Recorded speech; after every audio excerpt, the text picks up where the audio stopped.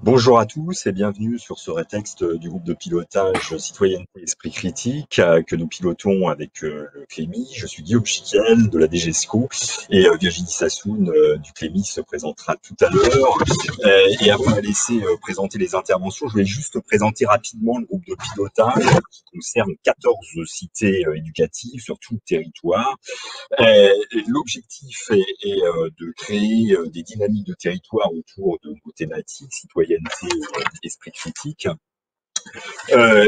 sur différents sujets que nous avons sélectionnés avec le Clémy. Virginie les présentera ceux du Clémy tout à l'heure. Pour la DGESCO, nous sommes sur des sujets autour de l'esprit critique, l'esprit scientifique, autour de la laïcité, autour de la lutte contre les discriminations et l'accès au droit, puis autour de l'engagement.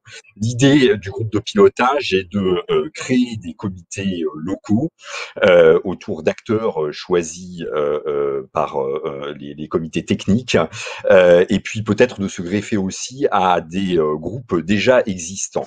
L'objectif de ces comités locaux est de dresser un inventaire des projets qui sont déjà très très nombreux sur ces thématiques-là, de proposer un accompagnement des cités localement, territoire par territoire, et puis aussi de faire des propositions, différents axes pour le Clémy qui seront présentés par Virginie tout à l'heure, et puis les axes de la DGESCO dont je viens de vous parler.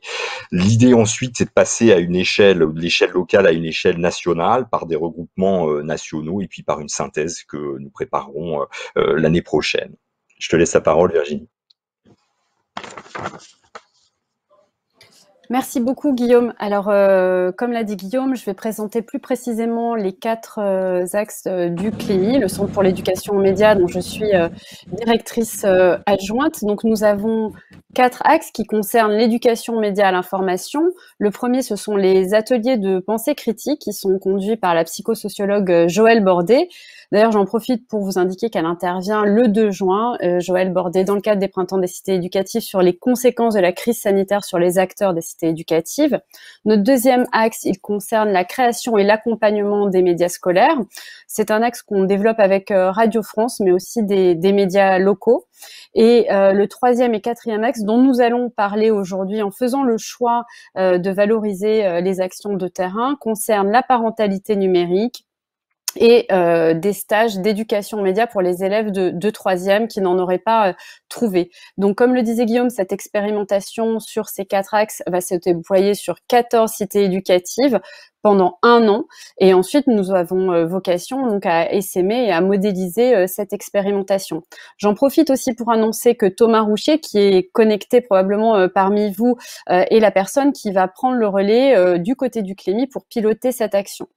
Donc, je vais tout de suite laisser la parole à Édouard Zambeau, qui est co-directeur de la zone d'expression prioritaire, et à Patricia Hamel, qui est coordinatrice REP+, et qui ont mené ensemble une expérimentation de stage en éducation média à l'information au sein du collège Condorcet de Nîmes. Cette expérimentation, elle a vocation à se développer dans 4 autres cités: Aulnay-sous-Bois, Chenôve, Grenoble, Échirolles et Lens.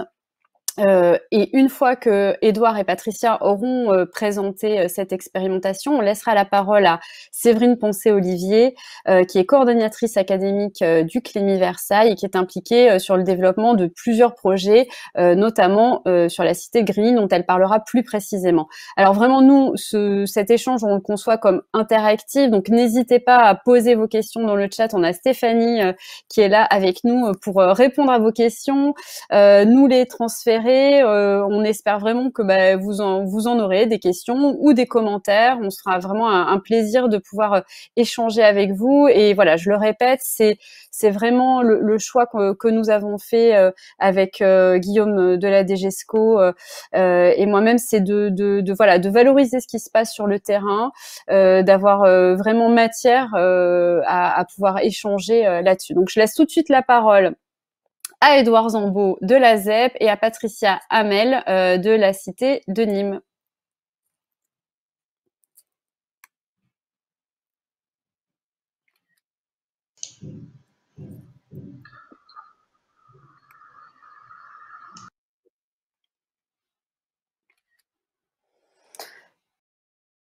Édouard, Patricia, à vous les micros.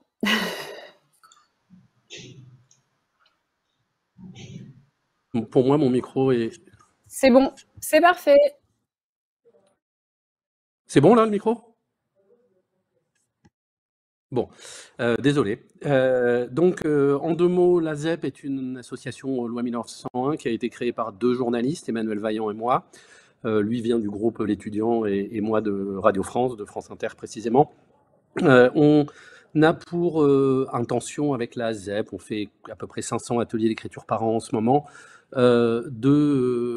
d'accompagner les jeunes, les scolaires, dans des narrations, dans des récits à la première personne. Ça, c'est le cœur de l'activité. On a réfléchi en début d'année avec Virginie Duclémy en se demandant est-ce qu'on ne pourrait pas essayer d'inventer quelque chose pour les élèves de troisième qui, d'abord, en général, ont parfois du mal à trouver des stages. Et en plus, avec la pandémie, on avait encore plus cette année.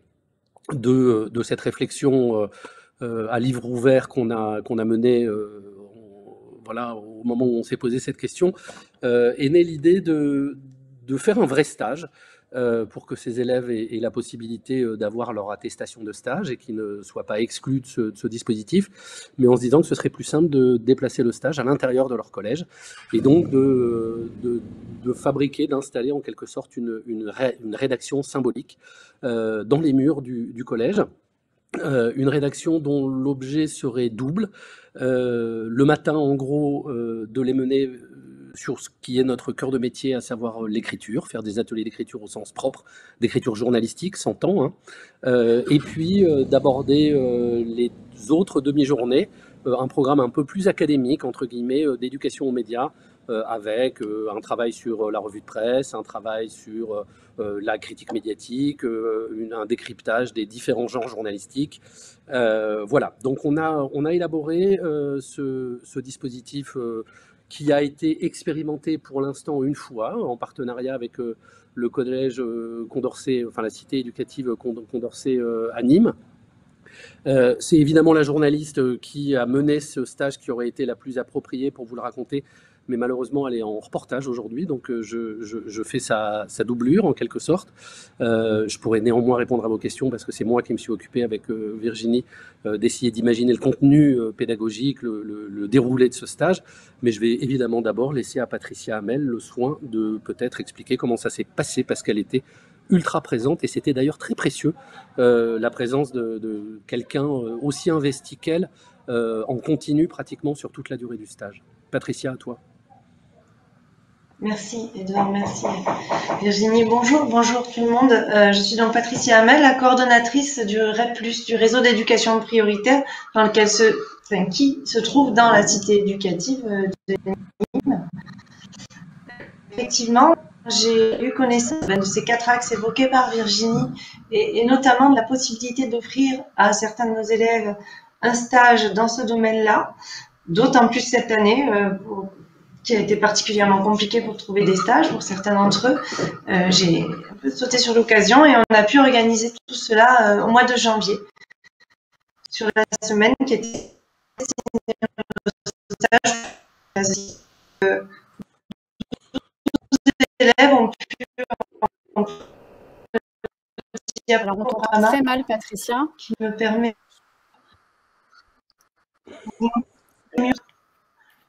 Est-ce que c'est suffisant comme ça? Ah oui, on t'entend mieux là. D'accord, je parle plus fort. Donc voilà, ce stage de troisième avec la zone d'expression prioritaire s'est déroulé en janvier. 12 élèves de troisième ont pu en profiter. Ils ont travaillé avec une journaliste de la ZEP donc, qui s'appelle Agathe Baudouin, qui est une locale, hein, qui est nîmoise. Ça a été quelque chose de très favorisant, évidemment. Et ce stage a été organisé au sein du collège. Donc, comme le disait Edouard, le travail est construit au centre du travail de la semaine. Les élèves ont fait ce travail personnel d'écriture, d'une écriture narrative, d'un récit média finalement, comme vous en trouvez régulièrement publié sur le site de la ZEP, écrit par des jeunes, sur des sujets que chacun d'entre eux et d'entre elles ont pu choisir. Donc ça, c'était vraiment le gros travail, tous les matins, un travail d'écriture, de réécriture accompagné par la journaliste. Ils ont pu là expérimenter la puissance des mots, la précision nécessaire pour décrire le monde, leur monde tout en nuances, évidemment, leurs émotions. Et expérimenter cette technique d'écriture a été, à mon sens, vraiment particulièrement fort et fondateur pour eux en troisième. À côté de ça, s'organiser, bien entendu, c'était pas toute la journée, mais sur les autres demi-journées, d'autres temps d'atelier. Quotidiennement, la revue de presse du jour, la conférence de rédaction quand il s'agissait de se mettre d'accord sur des articles plus collectifs. Il y a eu également la visite d'un média et des ateliers un peu plus ludiques de jeux de rôle pour fabriquer l'info, pour faire face aux fake news. Il y a eu de la recherche et ils ont pu ainsi expérimenter diverses facettes de tout ce que comprend l'éducation aux médias. Donc, j'aimerais vous présenter quelques photographies qui viennent documenter un petit peu ce qu'on raconte là. C'est de la rédaction provisoire éphémère installée au collège. Donc, c'est la salle informatique du collège, tout simplement, qu'on avait mobilisé toute la semaine pour ce travail. Et on les voit bien à l'œuvre. Là, ils sont à ce moment-là, c'est le matin, ils sont à ce moment-là sur leur écriture personnelle. Et on aperçoit tout au fond, auprès d'une élève, la journaliste, qui, elle, va passer tour à tour près de chacune pour les accompagner dans ce travail assez puissant de récit. De récit, finalement, intime, bien sûr. Peut-être un autre moment. Oui. Peut-être, Patricia, si tu me permets, je vais juste donner une petite précision. La zone d'expression prioritaire est une association, comme je vous l'ai dit, dont le métier est de faire des ateliers d'écriture, mais la ZEP est aussi un média soutenu par la commission de la carte des journalistes professionnels. Le site de la ZEP est donc un média électronique, au même titre que les agences de presse. Et la ZEP travaille avec un certain nombre de médias nationaux et régionaux qui reprennent et qui publient les témoignages qui sont écrits dans le cadre des ateliers d'écriture. On travaille par exemple avec Libération, avec Ouest France, avec Le Monde Campus, avec Combini, avec le HuffPost, avec un certain nombre de médias grand public qui donnent une visibilité à ces narrations, à ces récits qui sont écrits dans le cadre des ateliers d'écriture. Et de mémoire, j'ai pas regardé, parce qu'en plus, pour ne rien vous cacher, on a déménagé ce matin, donc c'est un peu la pagaille à la ZEP, mais je crois que sur les 12 récits qui ont été faits dans le cadre de cette semaine d'écriture, 6 ont été publiés, si ma mémoire est bonne. Merci de le préciser, Yvon. Effectivement, ce qui... Oui. Non, à toi, Patricia, pardon. Merci de le préciser. C'était quelque chose qui, évidemment, nos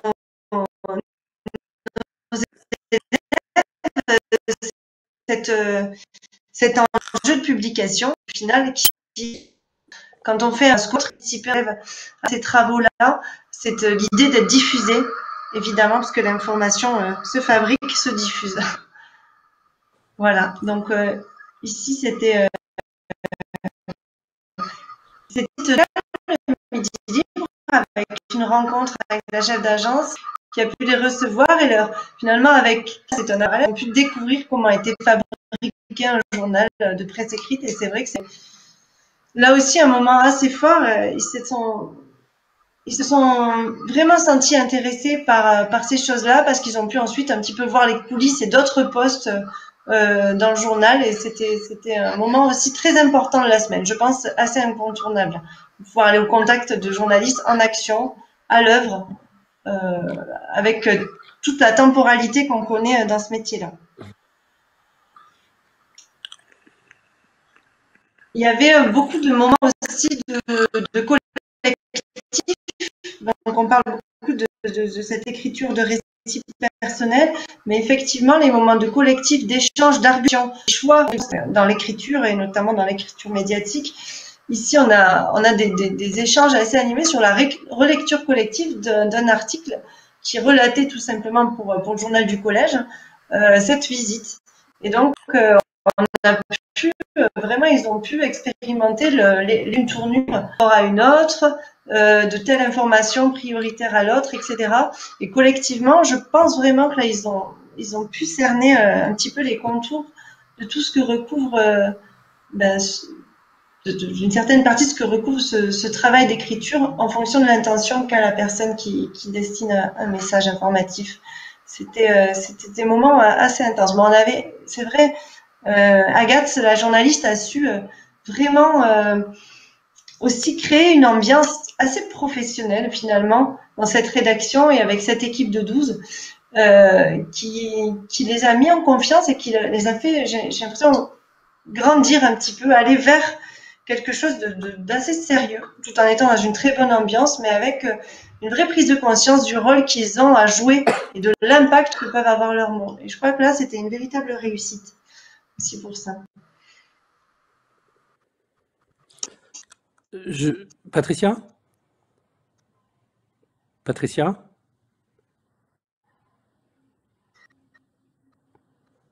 Peut-être juste préciser que les articles qu'on leur propose d'écrire, c'est...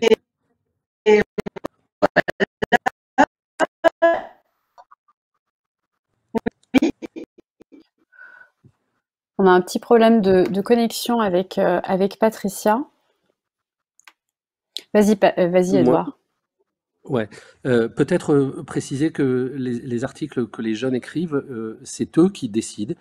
Il ne s'agit pas de les faire jouer aux bébés journalistes en leur faisant raconter quelque chose qui leur est extérieur. On a résolument à la ZEP pris le parti pris de faire écrire... Edouard, je te laisse la parole.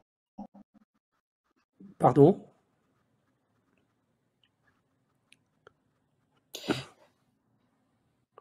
Vas-y, Edouard, moi, continue. Ouais. Non, je pense que c'est Patricia qui a un souci de connexion. Patricia, si tu nous entends, essaye peut-être de te reconnecter ou de te connecter à ton téléphone. Ok, super. Vas-y, Edouard. Je la vois. Alors, je ne sais pas où j'en étais. Je disais que résolument, on ne veut pas faire jouer aux bébés journalistes et faire écrire les jeunes sur quelque chose qui serait totalement en dehors de la réalité. On a vraiment adopté le parti pris de les faire écrire sur eux, pour deux raisons. La première, c'est que ça les oblige à se confronter à un récit qu'ils connaissent et donc à la manière dont on peut mettre en forme un récit qu'on connaît. Ça leur pose aussi la question de ce qu'ils veulent dire et de ce qu'ils ne veulent pas dire, de la responsabilité de se raconter. Et donc on est dans un exercice qui est assez quand même, enfin qui est aussi intime en termes d'écriture, mais qui nous permet de valoriser aussi l'histoire dont ils sont porteurs, puisque le point de départ à la ZEP, c'est de leur dire nous sommes sûrs que vous avez quelque chose à dire et nous sommes là pour vous aider à le faire. Et toutes vos histoires, vous allez vous en rendre compte, chacune de vos histoires individuelles, aussi petites, aussi microscopiques vous semble-t-elle, aussi anecdotique, raconte plus que cette petite histoire. Vous êtes tous porteurs d'une partie de la vie de votre quartier, de la vie de votre génération, et c'est ça qu'on va essayer, et c'est ça qu'on demande aux journalistes, à travers ces conférences de rédaction, d'identifier comment est-ce qu'un sujet intime va nous éclairer, nous, lecteurs ou auditeurs, quand on fait de la radio, sur une réalité, sur la réalité de ces élèves. Et donc, ils sont à la fois les producteurs et les détenteurs de l'information. Ils nous racontent quelque chose d'eux, qui nous éclaire sur eux. Et on est très attaché à ça, à la ZEP, parce que on pense que c'est pas une bonne idée de prendre des collégiens et de leur faire singer des journalistes où ils reproduiraient les codes, les tics d'une écriture médiatique dont ils sont d'ailleurs assez souvent très critiques. Donc on a vraiment décidé de faire ce pas de côté-là, et en se disant que le matériau journalistique, c'était eux.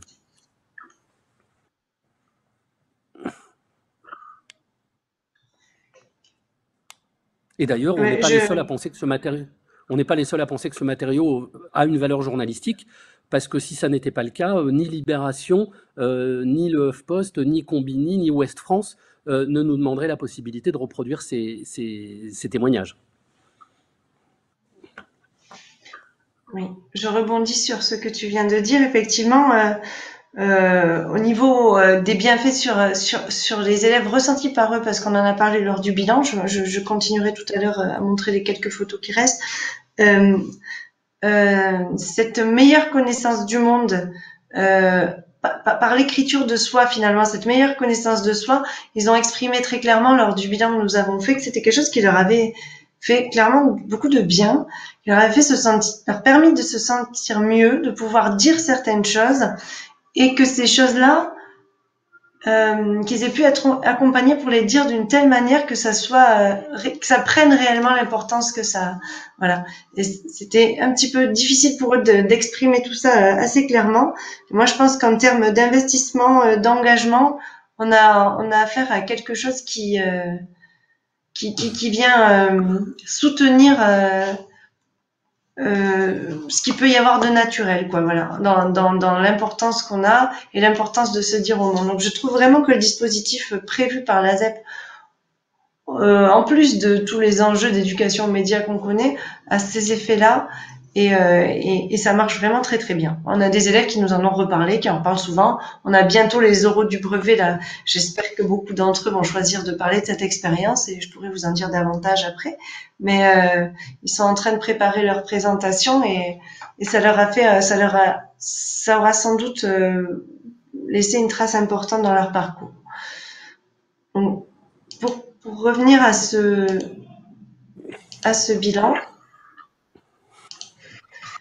Voilà, ils ont pu faire à la fin de leur semaine effectivement un bilan de fin stage, qui s'est effectivement tenu en visio, comme vous pouvez le voir, imaginez, qui était un moment important. Ils ont vraiment beaucoup de choses à dire, à exprimer. Ils ont bien compris qu'ils en avaient le pouvoir en plus, donc c'était assez intéressant aussi pour eux de vivre ça et de se rendre compte aussi de l'ampleur de cette action au niveau au-delà des murs du collège, au-delà de la ville. Puis ensuite, c'est en suivi les publications, effectivement. Je n'ai pris un exemple sur le site de la ZEP. C'était l'objectif pour certains textes. Après, avec voilà. Ici, c'est le texte écrit par une de nos élèves. Le début, j'ai fait une capture d'écran. Une élève plurilingue, du coup, qui explique son rôle dans la famille quant à l'usage de toutes ces langues qu'elle pratique. Et c'est là-dessus qu'elle a pu écrire pendant toute la semaine et qu'elle a pu faire passer un message qui, c'est vrai, a véritablement de l'importance.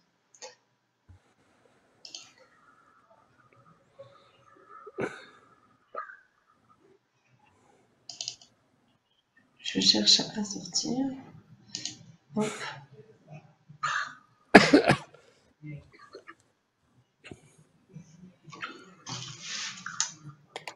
Merci beaucoup. Donc, Patricia, tu veux... Vas-y. Non, pour finir, moi je reste sur quand même une impression assez positive. Les élèves aussi, leurs professeurs aussi. Alors j'ai pas été toute seule à les accompagner avec la journaliste. Il y a aussi ma collègue professeure documentaliste. Puis on a eu des visites effectivement de professeurs à certains moments, de leurs professeurs, de professeur principal, professeur de français, de CPE. Madame la principale est également passée à certains moments dans les ateliers pour voir ce qui s'y passait, pour reprendre contact. Donc c'est quelque chose de très ouvert et qui a vraiment apporté une sorte de vie professionnelle dans le collège, c'est vrai, sans pour autant jouer au journaliste, mais avec l'importance que ça a. Voilà, c'était un bon moment. Et pour rebondir sur ce que... Pour rebondir sur ce que dit Patricia en termes de méthodologie, il y a quelque chose qui a été très précieux chez vous à Nîmes, c'est que vous avez en quelque sorte sanctuarisé cet espace jusqu'à décaler l'horaire d'arrivée des élèves, de leur allouer une salle dédiée pour toute la semaine. Et donc, effectivement, Agathe a pu déployer la construction d'un espace dans une temporalité un petit peu différente de celle du collège. Et que tout ça, c'est assez anecdotique, mais ça participe de ces ingrédients souterrains qui font que la mayonnaise a pris en fait à Condorcet, parce que les élèves se sont rendus compte qu'ils étaient, même s'ils étaient dans les murs du collège pour les raisons sanitaires qu'on connaît tous, ils étaient dans un autre dispositif que le dispositif habituel. Oui, c'est vrai. C'était pour pour rendre un petit peu symbolique les choses, effectivement. Et peut-être que dans d'autres circonstances, le même type de stage pourrait se tenir dans le collège, mais pas tout le temps, dans d'autres lieux, pour aussi marquer l'idée de stage. Enfin, tout est envisageable et tout peut se repenser, j'imagine, en fonction des possibilités locales et puis des préférences, parce que c'est quand même, tout ça a été un travail préparé avec effectivement avec la ZEP, avec Agathe, avec Virginie. Ça a été des petites choses auxquelles nous avons pensé pour rendre ce moment assez pratique. Effectivement, il faut évacuer certaines questions un petit peu d'organisation, mais une fois que ça est fait au niveau du contenu, c'est vraiment ça marche très très bien. Oui, ça a super bien marché et c'était le premier, donc il y avait cette valeur aussi d'expérimentation dans l'expérimentation. Et si les pilotes des cités ou certains acteurs qui sont connectés, qui nous écoutent, voilà, se posent des questions, on est évidemment à leur disposition pour leur répondre. Et comme l'a rappelé Édouard et Patricia, c'est une co-construction, donc c'est vraiment l'idée de répondre sur le temps d'une semaine aussi aux besoins des élèves, aux besoins des enseignants, et avec une situation sanitaire qui s'améliore, il est tout à fait aussi possible de repenser certains temps plus tournés vers l'extérieur, puisqu'il y a eu aussi ce retour des élèves à la fin où ils sont très en demande de sortir aussi de l'établissement scolaire. Alors là, il y a eu des visites malgré le contexte, mais cette dimension visite et aller sur le terrain pourra tout à fait être aussi adaptée et accentuée pour d'autres stages qui sont en train d'être construits avec l'équipe de la ZEP, qui c'est une expérience qui est très qualitative, puisqu'il y a quand même un journaliste qui vient pendant une semaine. C'est pas rien. C'est aussi la mobilisation de toute l'équipe des enseignants, donc c'est quand même une expérience extrêmement riche aussi pour les élèves. Je ne sais pas, Stéphanie, si on a des questions dans le chat ou des commentaires. Non, pour l'instant, rien du tout, donc nous vous encourageons à nous poser des questions. N'hésitez pas. Ah si, attends, pardon. J'avais pas vu en fait une question qui vient juste d'arriver de Sandrine Monchicourt. Comment cadrez-vous la consigne d'écriture concernant l'adresse? À qui choisissent-ils de s'adresser pour parler d'eux et adopter la tonalité qui en découle? Donc une question d'écriture. Je laisse Édouard répondre. C'est pour Édouard. À qui s'adresse-t-il? Il s'adresse à des lecteurs qui ne connaissent pas, puisque l'enjeu est d'arriver à un texte qui soit qualitativement publiable, avec des critères professionnels. On ne publie pas les choses pour leur faire plaisir. Chacun aboutit et finit son texte. Ensuite, on leur dit, et le jeu est très clair dès le début, que nous ne publierons pas tous les textes. Enfin, ça peut arriver, mais ça reste sur un critère de rédacteur en chef. Enfin de qualité. Donc il faut que le papier recèle, ce que je disais tout à l'heure, recèle des informations, que ça ne soit pas simplement quelque chose d'anecdotique, mais que cette histoire nous éclaire sur une dimension un peu supérieure à la simple narration d'une histoire. Ça n'est pas « il était une fois », mais par exemple, si un jeune a envie de parler de l'enclavement de son quartier, je prends un exemple au hasard, on peut très bien imaginer avec lui de raconter cet enclavement à travers un voyage en bus. Un voyage quotidien ou un voyage extraordinaire ou un voyage quand il va faire les courses le week-end. Voilà, d'essayer d'identifier le boulot du journaliste et d'essayer d'identifier quel est entre guillemets, pour prendre un jargon un peu technique, quel pourrait être le véhicule narratif sur lequel on va s'appuyer pour que cette histoire, effectivement, intéresse le plus grand nombre et révèle, informe sur une réalité. Mais ça peut être aussi un texte sur les codes amoureux de ces jeunes garçons et jeunes filles qui nous échappent beaucoup à nous qui sommes un peu plus vieux qu'eux, à peine, mais un petit peu quand même. Voilà, ça peut être une utilisation des réseaux sociaux, ça peut être... Ils sont aussi... Enfin, nous les considérons aussi comme des experts d'usage de leur génération et de leur environnement. Ils ont des choses à nous apprendre, à nous raconter sur ce qu'ils vivent. Ça peut être évidemment la vie du quartier. Il y avait eu un texte à Nîmes sur le quartier. Voilà, c'est toutes ces choses. Ensuite, nous, notre accompagnement en l'écriture est de donner une forme journalistique. Une forme journalistique, ça veut dire qu'il va y avoir une attaque, ça veut dire qu'on va faire avec des phrases courtes, ça veut dire qu'on va se poser la question de la lisibilité, ça veut dire qu'effectivement, on va se demander si on apporte et si on apprend quelque chose à nos lecteurs. Et puis ensuite, ça va être tout un travail et qui est très intéressant à mener avec ces adolescents sur la qualification des choses. Parce qu'effectivement, très souvent, ils nous disent que cette chose est normale. Normal, ça ne veut rien dire. Donc comment est-ce qu'on peut qualifier quelque chose qui est grand? Qu'est-ce que ça veut dire grand par rapport à quoi? Donc on les emmène à essayer de les pousser vers une écriture un petit peu plus métaphorique, allégorique, qui nous éclaire aussi sur eux.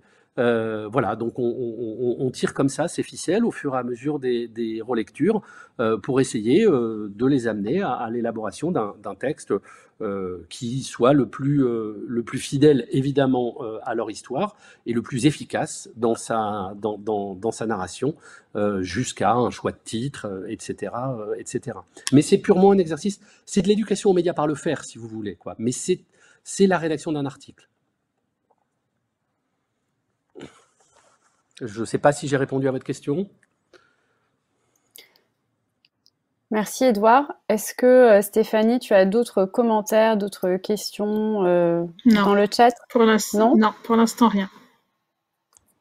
Ok, en tout cas, si c'est pas de manière synchrone maintenant, n'hésitez pas à nous écrire, à nous envoyer vos questions sur ce dispositif des stages en éducation média pour les élèves de 3e. Je vois que Stéphanie a peut-être une question qui nous est arrivée. Oui, elles arrivent toujours au moment où je ne m'y attends pas. Alors, là, vous avez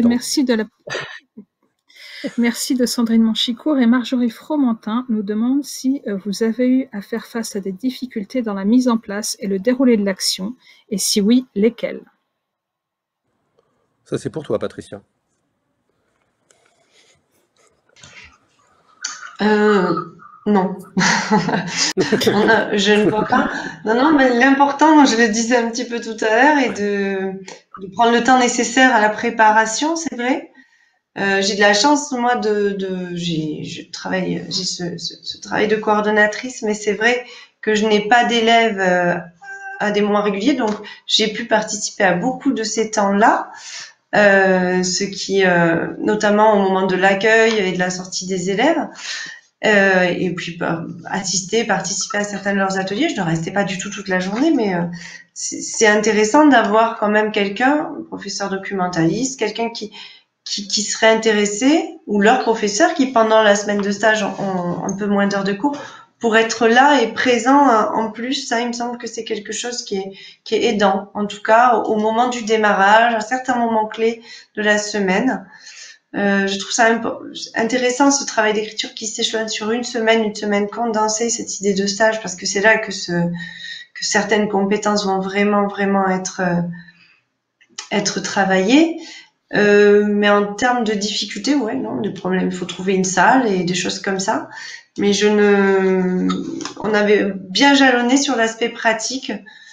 On n'a pas eu de problème. Alors avec les élèves, par contre, pas du tout. Si c'est à ça que vous faites allusion, les élèves, on a connu une grande adhésion dès le départ, et au contraire, c'est eux qui étaient dynamiques dans l'action au fil du temps. C'était très joyeux et très sérieux.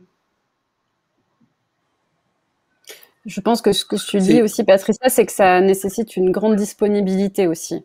Qu'il y a eu une mobilisation et ça a évité certaines difficultés parce que voilà, tu as été disponible, Édouard et son équipe aussi, donc il y a eu une mobilisation forte qui a permis aussi, voilà, je pense que c'est peut-être la première condition pour éviter certaines difficultés. Édouard, je te laisse rebondir.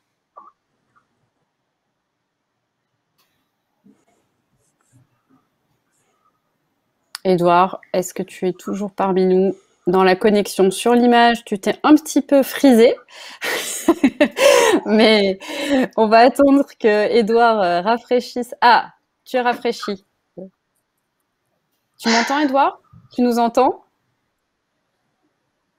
Je t'entends, mais je suis complètement frisé, non? C'est ça? Non, ça y est, tu es revenu. Ah, voilà. Alors, j'ai entendu, tu m'entends, Édouard, mais j'ai pas entendu avant. Non, j'ai vu que tu voulais peut-être apporter un complément à ce que Patricia disait, donc je te laisse l'apporter. Ouais, je voulais juste dire que l'investissement de l'équipe Condorcet permanente était quelque chose de précieux, d'autant plus précieux, et c'est toujours une difficulté, qu'il faut que les profs arrivent un petit peu à se déporter dans ce genre de dispositif, parce que, par exemple, nous assurons de facto le rôle de secrétaire de rédaction. Nous nous arrêtons jamais, nous ne faisons jamais remarquer à un élève qu'il a fait des fautes d'orthographe ou des fautes de syntaxe, ou on sort vraiment de ce cadre-là. On est vraiment sur la narration, la construction de ce récit. Et donc, effectivement, ça peut être parfois un petit peu déstabilisant pour des enseignants de nous voir agir. Et donc, il faut il faut bien organiser cette complémentarité. Et puis, ce pas de côté qu'il faut assumer les uns et les autres pendant la semaine. Je pense que les enseignants peuvent s'emparer d'un certain nombre de choses pour nourrir leur projet pédagogique à l'issue de ce travail-là, comme Patricia l'expliquait très bien. Mais il faut que pendant ce travail-là, par exemple, il faut qu'on puisse garantir à un jeune qui n'a pas envie de faire lire son texte à son enseignant qu'effectivement, on ne le fera pas lire à son enseignant.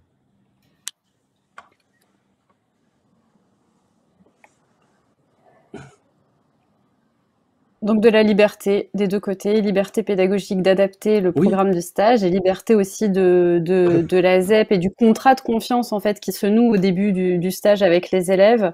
Voilà, d'avoir cette confidentialité et c'est un moment pour eux aussi de liberté, d'expérimentation personnelle.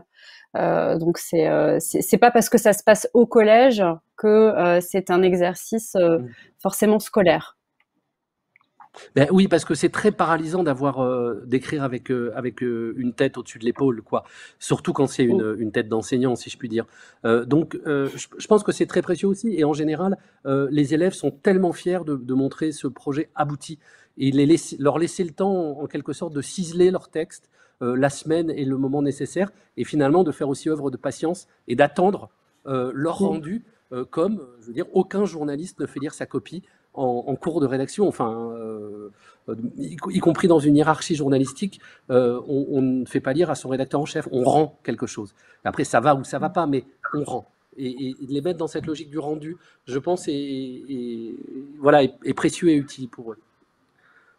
Stéphanie a encore une question, finalement, ça déferle. Je veux juste ajouter à ça, moi par exemple, vu que je travaille avec eux plutôt du côté enseignant, je n'ai lu les textes que de ceux qui ont voulu me les faire lire à la fin. Pendant le travail, ils n'avaient à faire en fait pour ce travail de rédaction et d'accompagnement à la rédaction. Moi, cette confidentialité était très importante pour à la fin seulement. Certains avaient envie de me le faire. Non pas, mais moi, je vois bien que c'était. Pour leurs autres, c'est parfois anonymé, parfois pas du tout. Parfois, ils ont découvert sur le site de la ZEP. Mais c'est vrai que il y a cet enjeu-là plutôt personnel. C'est ce qui change, effectivement. Mais ça fait vraiment partie des choses qu'on se dit au début en préparant. C'est pour ça que ce moment-là de préparation et d'entente sur les objectifs et sur les conditions est important. À partir de là, ça roule. Merci Patricia. On va peut-être prendre une dernière question avant de laisser la parole à Séverine Poncet-Olivier qui a aussi beaucoup de choses à nous raconter sur la parentalité numérique, notamment avec la cité de Grigny, des projets en cours de développement. Stéphanie ? Oui, alors tout d'abord, vous avez le merci de Marjorie Fromentin, mais vous avez aussi la question d'Edith Mout de la préfecture de l'Hérault. Bonjour, avez-vous refusé des jeunes pour ce stage? Et si oui, comment les avez-vous sélectionnés? Merci, c'est très intéressant. Alors, merci pour cette question. Oui, vas-y, je te laisse sur Nîmes et je répondrai pour la suite sur le Clémy. D'accord. Ici à Nîmes, effectivement, on avait plus de 12 élèves sur les 2 classes en stage cette semaine-là qui n'avaient pas trouvé de stage, puisque c'était initialement aussi dans cet objectif. Donc, pour ma part, ce sont les professeurs principaux de ces classes-là qui ont parlé à leurs élèves et ce sont les élèves qui se sont montrés mobilisés a priori face à ce programme, et il y a une certaine appétence qui ont pu en bénéficier. Mais je suis pas, enfin c'était un groupe, ça a très très bien fonctionné comme ça. Mais il y a toujours le fait de devoir peut-être choisir ou faire des choix. C'est quelque chose sur laquelle nous réfléchirons l'année prochaine, une chose sur laquelle on réfléchira en équipe pour savoir à qui destiner ce stage, si on doit encore faire des choix pour en avoir 12. Si je peux ajouter, il ne faut pas que ce soit un dispositif pour les bons élèves. Enfin, il ne faut pas que ce soit un dispositif que pour les bons élèves, en tout cas.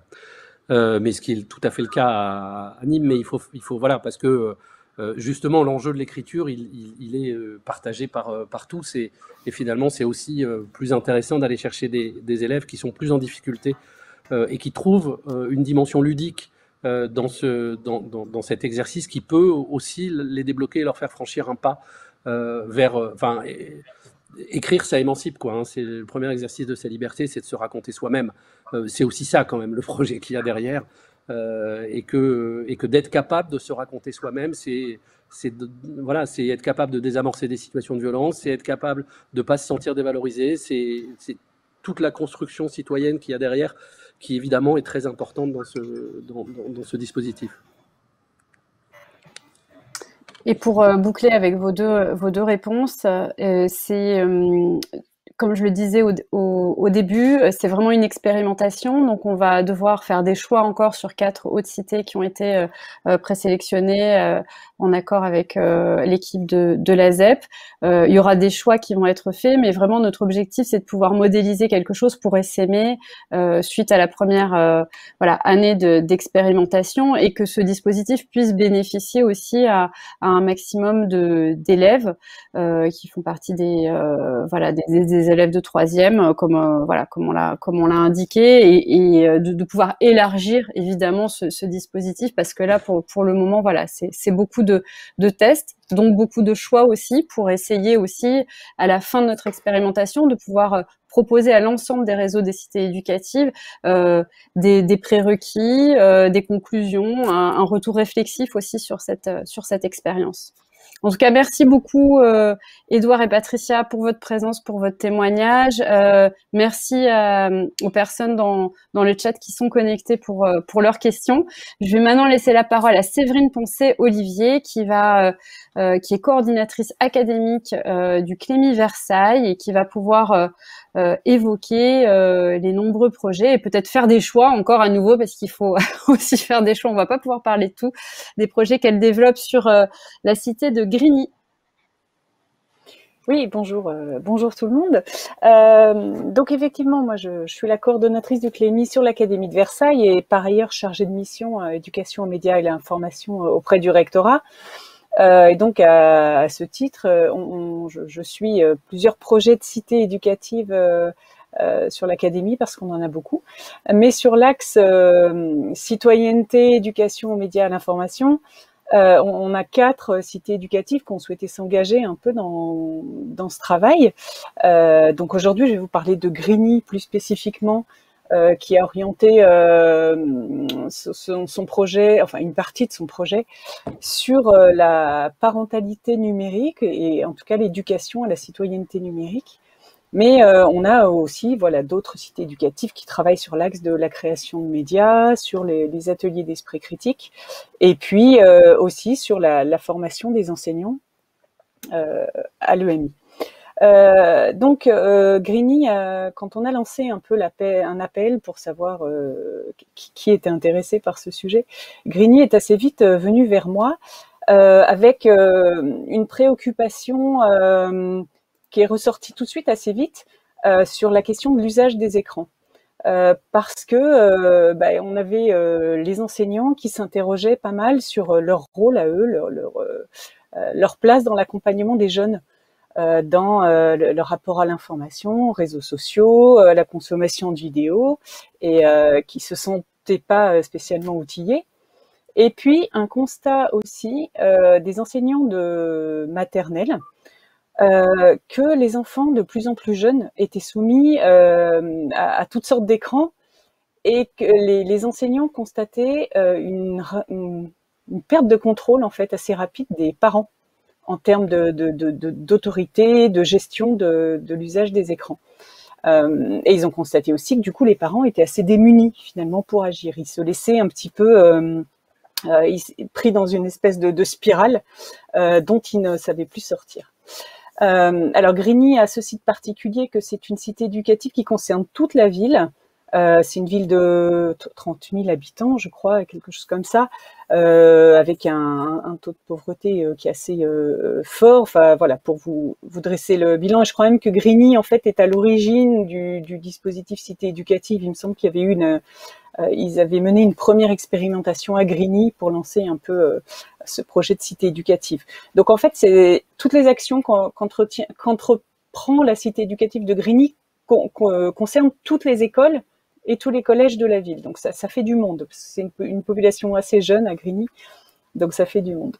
Donc voilà, on a travaillé ensemble avec les partenaires de l'éducation nationale, puis ensuite le partenaire mairie, sur finalement cette impression qui émergeait, le rapport aux écrans des très jeunes enfants, 0-6 ans.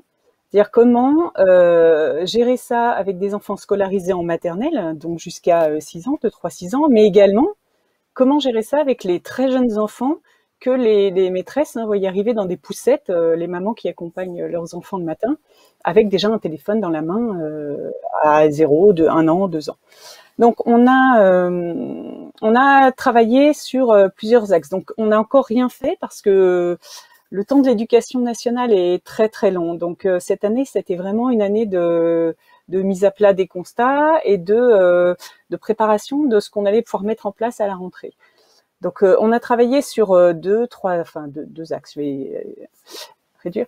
Un axe formation des enseignants. Parce que l'idée, c'est de former le maximum d'enseignants, donc du premier et second degré, à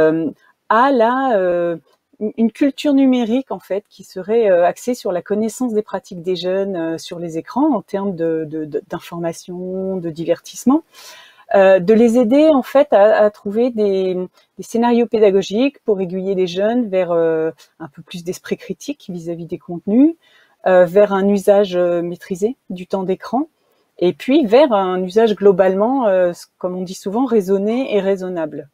Les enseignants sont assez peu formés sur cette question, donc on a organisé pour l'année prochaine une formation de masse pour les enseignants du premier degré qui sont en REP+, c'est-à-dire réseau d'éducation prioritaire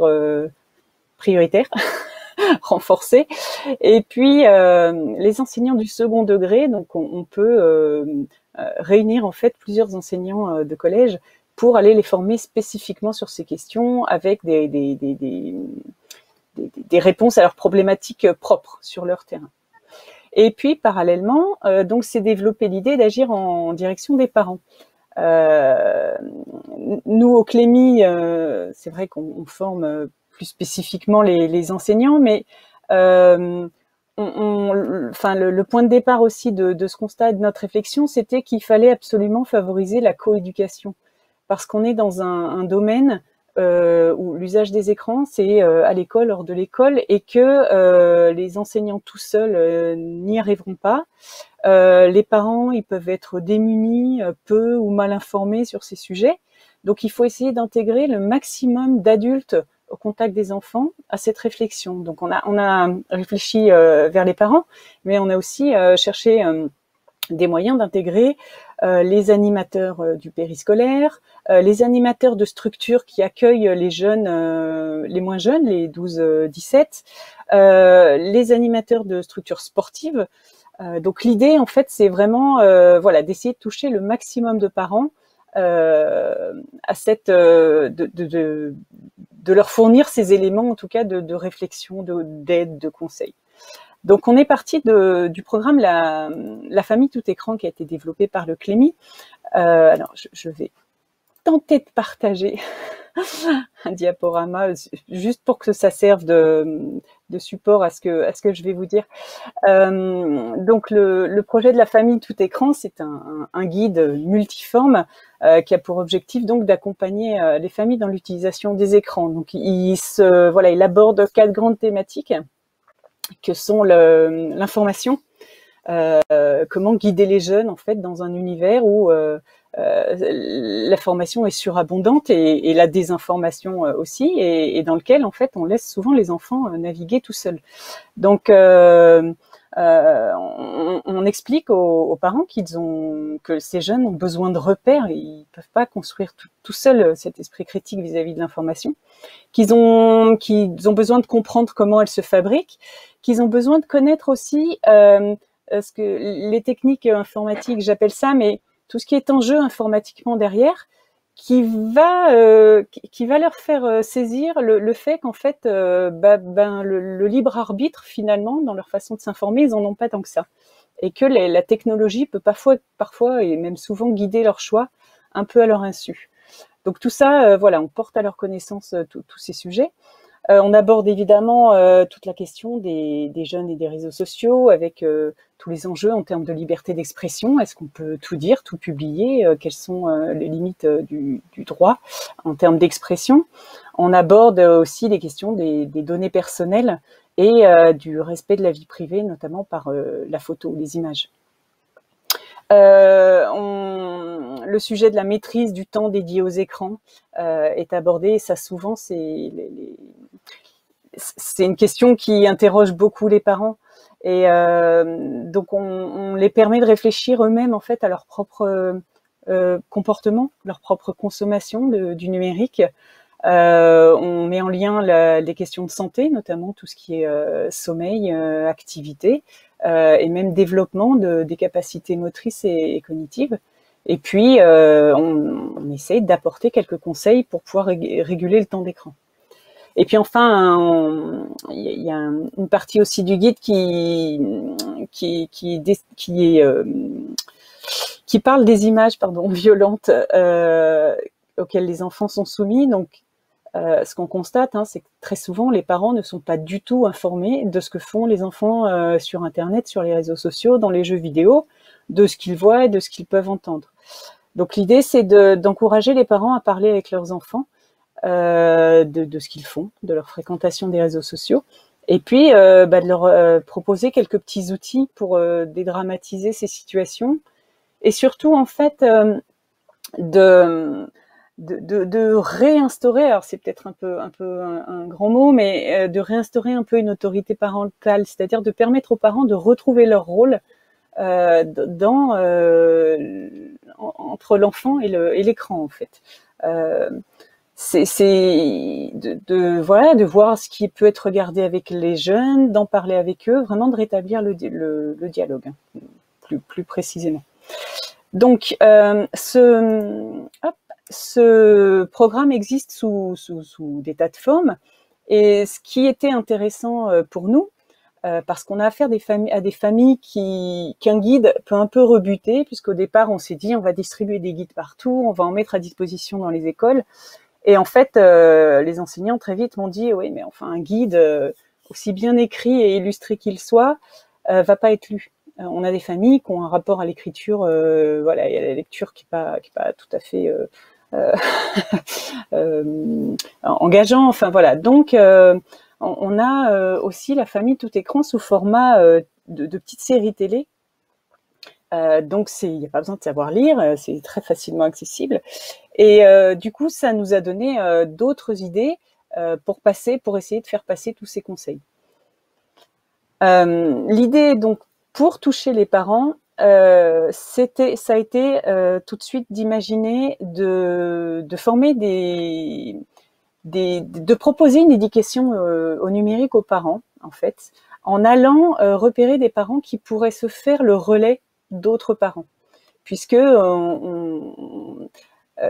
tout ce qui est en fait imposé, qui vient un peu d'en haut, voilà, on constate aussi que ça a un peu plus de mal à passer. Donc, on s'est dit qu'en passant par le système un peu de pair à pair, de parents qui parlent aux parents, le message aurait plus de chances de passer. Et puis, peut-être qu'ils arriveraient à mieux redonner confiance aux parents dans leur rôle de parents pour reprendre la main un petit peu par le dialogue, le partage d'informations.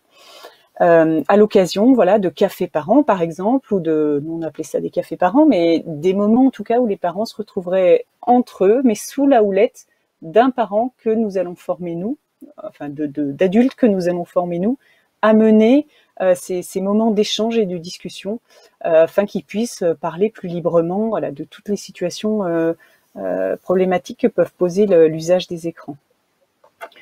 On a aussi, donc on en est actuellement au repérage, l'identification de ces adultes relais pour lancer ça à la rentrée. On s'est aussi dit qu'il fallait aller chercher des parents qui étaient peu intéressés, puisque quand nous on propose des choses comme ça, des réunions, des rencontres, souvent ne viennent que les parents qui s'interrogent déjà un petit peu sur cette question.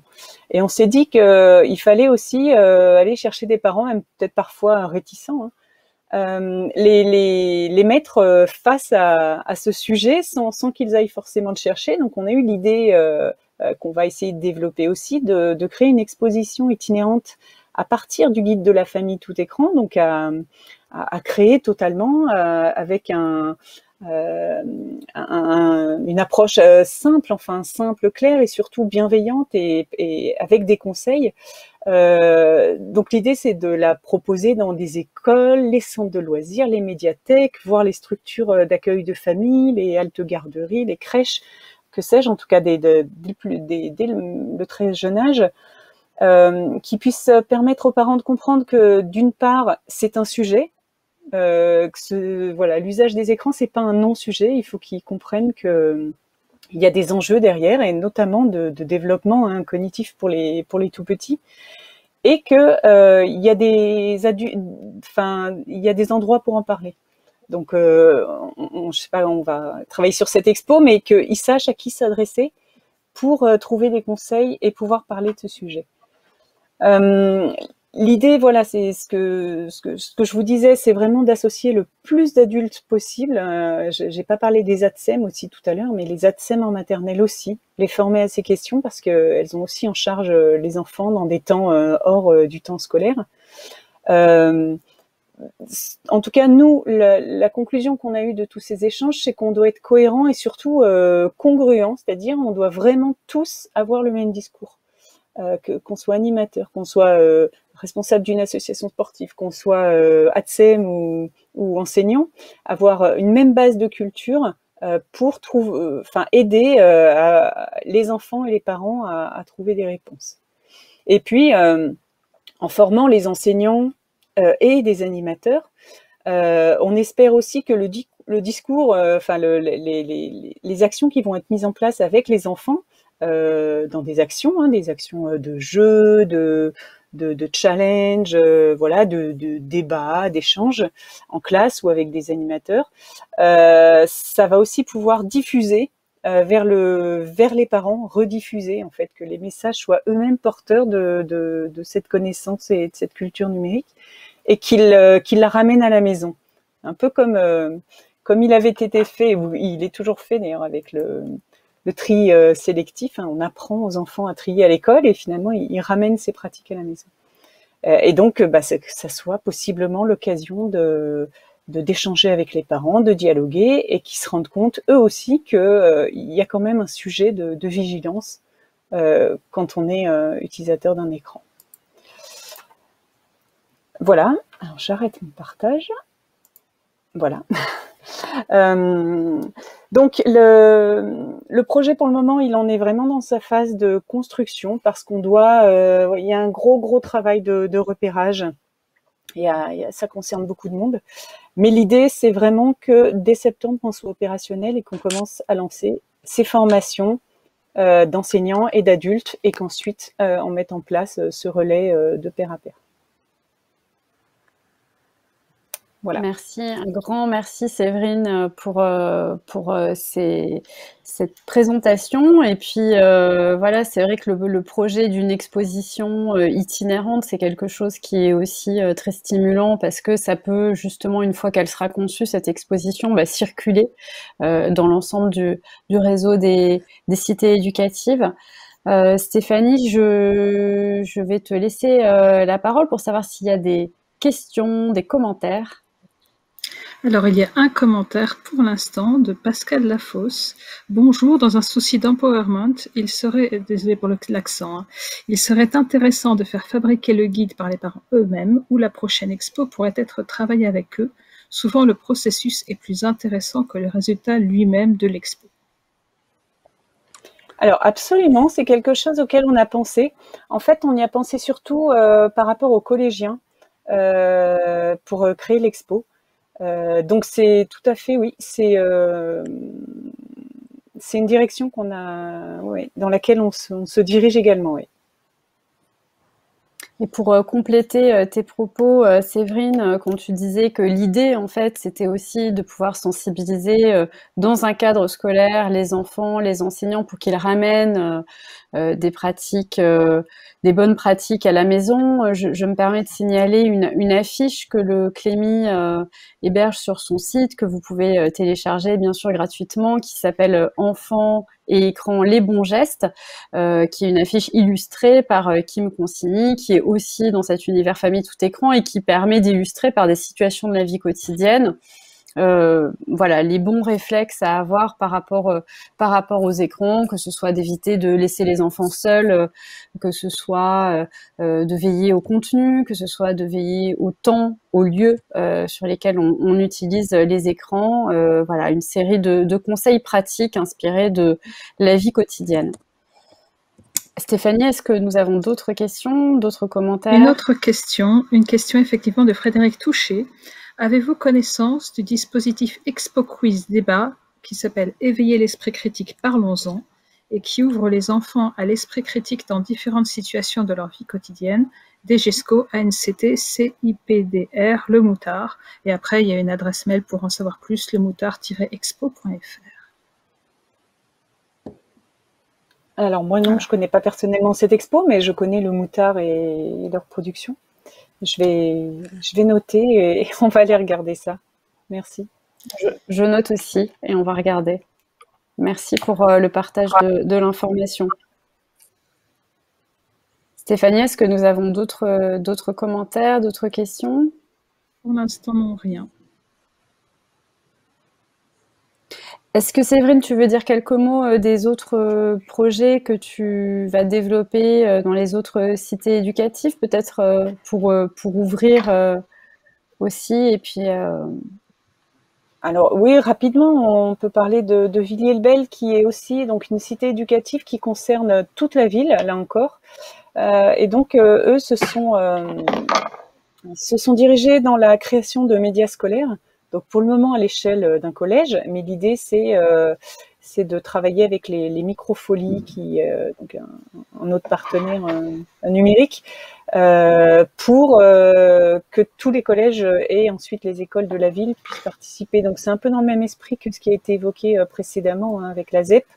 Là c'est avec Radio France et le MOVE plus particulièrement, donc qui est la radio jeune de Radio France, qui accompagne les élèves dans la création de chroniques, de reportages, pareil, qui leur permet non seulement de s'intéresser à leur environnement proche, mais surtout de s'exprimer sur ce qu'ils ressentent, comment ils voient le monde.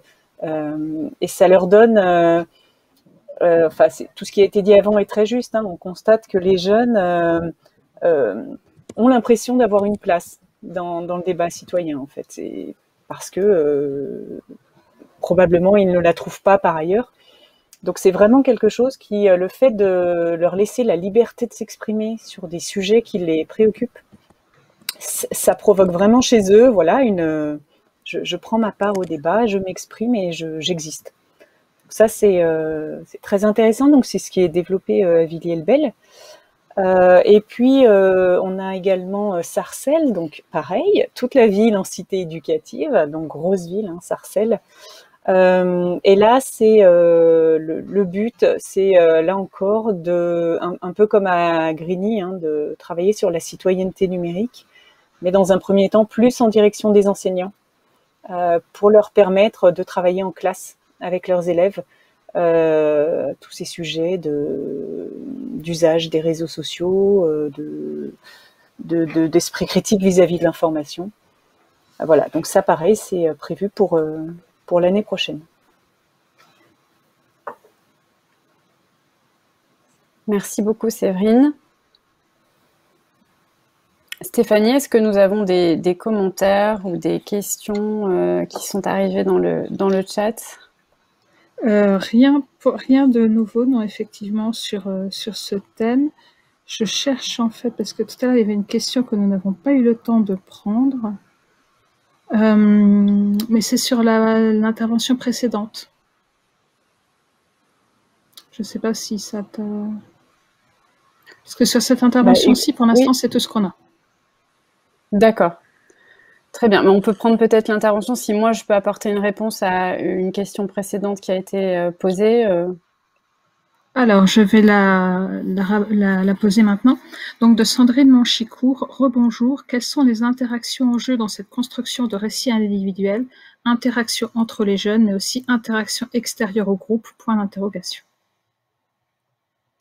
Alors, c'est vrai que, oui, plutôt à Édouard et Patricia. Après, c'est vrai que le programme du stage tel qu'il a été conçu, il permet d'amener les élèves à interagir avec d'autres journalistes, aussi d'autres rédactions, puisqu'il y a des visites médias. Ils partent aussi en reportage sur le terrain. Donc l'enjeu de ces interactions, c'est la rencontre et c'est la possibilité aussi pour les jeunes de pouvoir rendre compte de ces rencontres en apprenant les codes de l'écriture journalistique et aussi des outils pour exprimer leur point de vue de manière argumentée, parce que c'est vrai que ce que disait Séverine est très juste. Quand on devient citoyen, quand on a l'impression qu'on arrive à prendre sa part dans le débat public, mais tout l'enjeu aussi, citoyen de l'éducation aux médias à l'information, c'est de pouvoir aussi donner ses connaissances sur le monde médiatique et aussi ses compétences pour pouvoir s'exprimer. Donc, je crois que l'enjeu de ces rencontres, il est in fine une éducation à la citoyenneté. Et je rejoins les propos de Séverine, parce que même si c'est pas les mêmes axes, finalement, les 4 axes que déploie le Clémy, ils partagent une vocation commune. Hein. Il y a évidemment dans les créations de médias scolaires, dans l'accompagnement à la création de médias pour les jeunes, par les jeunes, sur l'axe parentalité numérique, sur ces stages d'éducation média pour les élèves de 3e ou les ateliers de pensée critique qui vont être menés par Joël Bordet. Il y a cette idée de développer la citoyenneté et l'esprit critique des plus jeunes, et en étant aussi dans la rencontre, en sortant des murs de l'école, en associant les familles, les acteurs de la ville, les acteurs sociaux. Donc voilà, j'espère avoir répondu un petit peu à la question sur le fond, même si je ne doute pas qu'Édouard, s'il avait été présent, mais c'était le jour déménagement de la zone d'expression prioritaire de l'association aujourd'hui, donc la journée était chargée, mais aurait illustré ses propos dans le même sens. Je ne sais pas si Stéphanie, on a encore d'autres questions. On a une demande: où trouver les ressources de la famille tout écran? Alors, je te laisse répondre, Stéphanie, puisque étant en charge de la parentalité numérique maintenant au Clémy, je pense que tu es le mieux placé pour répondre à cette question. Alors, il faut aller sur le site du Clémy dans l'espace famille. C'est un onglet spécifique. Et là, vous avez accès à tout ce que le Clémy a mis en place autour de la famille, tout écran. Et, voilà. Et des ateliers aussi. Voilà.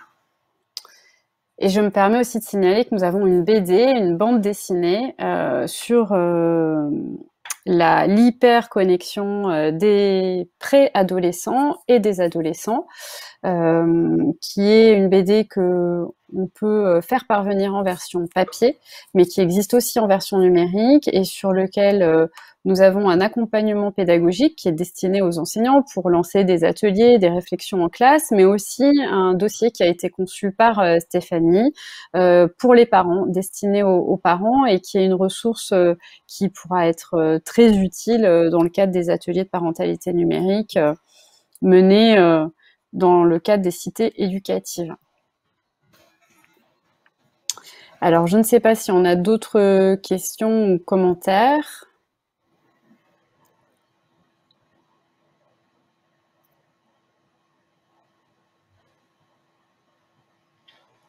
Alors attendez, non, en effet, on n'a plus rien. J'étais occupée à répondre à cette personne. Donc non, en effet, il n'y a plus rien d'autre pour l'instant. Ok, très bien. Bah, Séverine, est-ce que tu veux rajouter un petit mot peut-être de conclusion avant la conclusion plus générale? Non, non, pas spécialement, si ce n'est que oui, allez consulter les ressources de la famille tout écran sur le Clémy parce que elles peuvent vous donner des idées possiblement. Voilà, c'est tout pour moi. Très bien. Ben merci encore. Je remercie les cités éducatives pour l'organisation de ce printemps auquel on a été très très heureux de participer en exposant des projets qui sont en cours, une expérimentation ambitieuse pour le Clémy, mais aussi pour la DGESCO, ambitieuse et complémentaire, puisque, comme Guillaume Jiquel l'a dit au départ, l'axe de la DGESCO concerne aussi la lutte contre le racisme, le sexisme, les LGBT-phobies, l'éducation au droit, des axes qui sont très très complémentaires à ceux que on développe du côté du Clémy.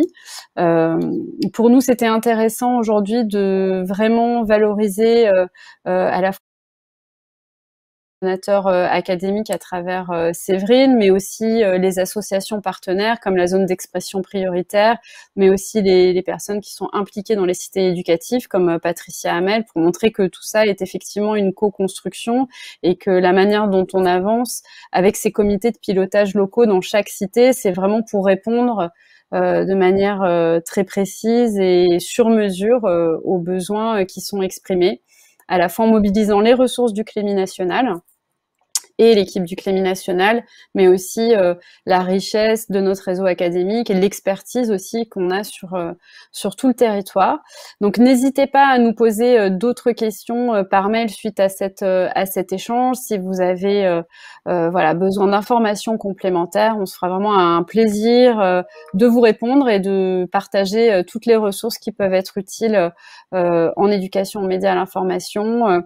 On a aussi le jeu Classe Investigation, qui est un jeu d'éducation média à l'information, le jeu Médiasphère, dont je sais que Séverine va utiliser également. Donc on n'a pas pu parler de toutes les ressources, mais en tout cas, on est à votre disposition pour échanger sur ces ressources et ces actions en éducation aux médias.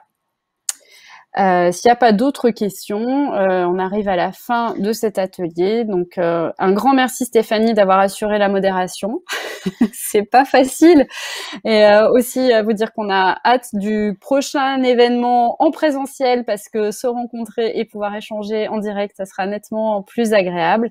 Mais on espère dans ces conditions distancielles d'avoir en tout cas pouvoir éclairer l'action du Clémy et de la DGESCO. Je ne sais pas s'il y a d'autres questions. Si ce n'est pas le cas, on va peut-être pouvoir... À la dernière seconde, j'ai 2 questions. D'accord. Alors, Sandrine Manchicourt, question qui me vient concernant les formations auprès des parents. Vu le contexte du distanciel qui s'est imposé, des formations proposées intègrent-elles un axe pédagogique du type apprendre à apprendre, voire enseigner à son enfant? Je voulais que je vous pose directement la deuxième question et après vous... Ou celle-ci d'abord, peut-être. Ah, non, c'est bon. Okay. Alors, je réponds rapidement à celle-ci. Non, on est vraiment là sur de la culture numérique, c'est-à-dire qu'on est vraiment sur que les parents comprennent les enjeux de l'utilisation des écrans. On n'est pas du tout sur de la pédagogie, apprendre à apprendre, motiver, etc. C'est pas, en tout cas, c'est pas l'axe de ce projet, mais il est sans doute travaillé par ailleurs, et peut-être que ensuite le système de café parents pourra profiter à d'autres dispositifs de ce genre, ouais. Une fois qu'on aura identifié des parents relais. Et si on a 30 secondes pour la dernière question. Ah, je viens de répondre quelque chose, du coup. Je vous la lis. Vis-à-vis de l'esprit critique, on peut également penser de manière plus spécifique à la culture scientifique et technique. Des projets sont-ils envisagés à ce sujet? Ce que j'ai répondu, c'est que la DGESCO avait un axe sur le sujet. Oui, et puis le CLEMI, oui. Et le CLEMI, on a la Fondation Tara. Aussi, ouais. Oui. Pardon, on se chevauche un peu, mais je vous invite à aller consulter les ressources sur donc la dernière brochure éducation média à l'information du CLEMI national qui traite cette question aussi de l'information scientifique et aussi notre partenariat avec la Fondation Tara, Graines de reporters scientifiques, enfin l'éducation aux médias à l'information sur des sujets qui concernent la recherche et la science et des ressources qui seront mises à disposition aussi du réseau des cités éducatives. Je regarde le une rideau dernière va se fois. baisser. on va finir par Il n'y a être plus de déconnecté. questions. Nous entendons dans l'oreillette questions. que nous allons devoir clôturer. Donc, un grand merci pour votre attention à toutes et à tous. Merci aux intervenants et à très bientôt.